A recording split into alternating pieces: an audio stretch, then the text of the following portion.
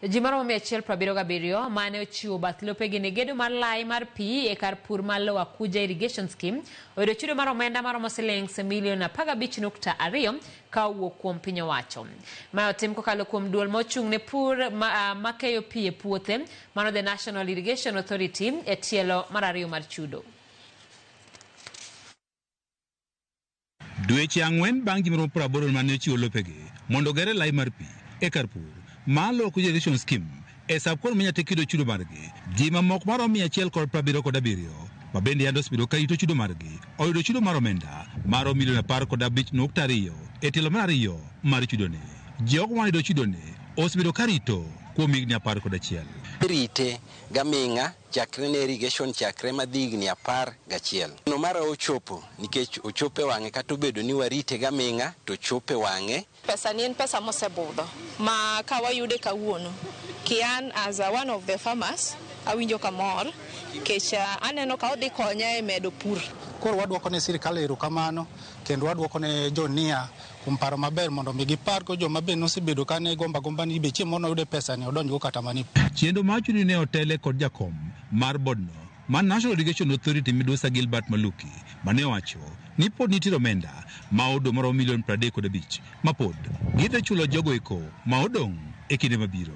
Maluki wacho ni chudone ok osetimre dichiel nikech pod nitiere wege lo ma pok obiro mondo koro ket kokgi ka giyie kod chudono ma omigi kod piny owacho. Leo tumekombezeti wakulima 177 na zile pesa ambao tumewapatia kwa zile shamba, ile shamba lao lipitia kanao ni 15.2 million. Okwayo jogo modhi e doho ka otende kod weche mag chudo mondo yie koro gol cases go mondo ibed kod twak kod piny owacho.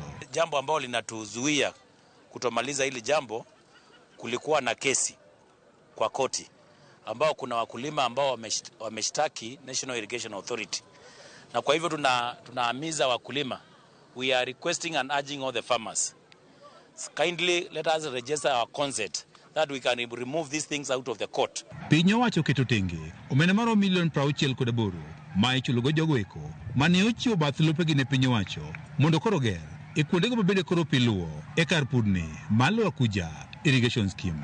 Magi biro kinde ma jopur bende koro dwaro mondo piny owacho tiek gedo mar kar purni ma nyaka sani kuom ekas 10,900 mana maromo ekas 7,200 kende ema pi osechope kendo pur koro dhi e nyime. Chene scheme no chakore chon.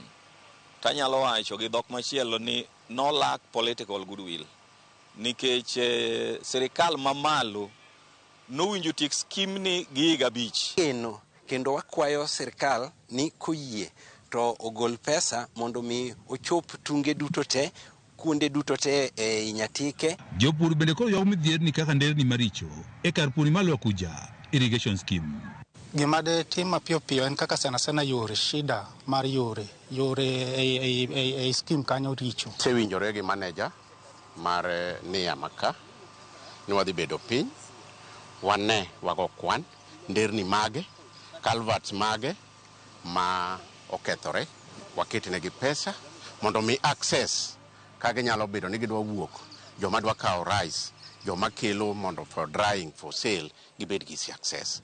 Bad migaono mochung' ne pur ma ike pi e puothe National Irrigation Authority wach ni gidhi nyime kod tieko gedo mar kar purni magiwacho ne nitiere kod nyalo mar golo chiemo mathoth e kaunti ma Migori. In the next 2 to 3 years we are going to do the infrastructure because we're looking around 700 million.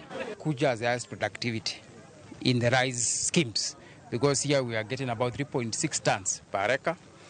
The national average is about 2.8 tons.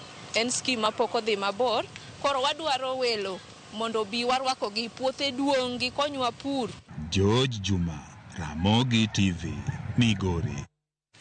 Wuoth mar M-Pesa odonje kaunti ma Embu e kinde mag dhialo higni 18 mag chwalo chenro mag pacho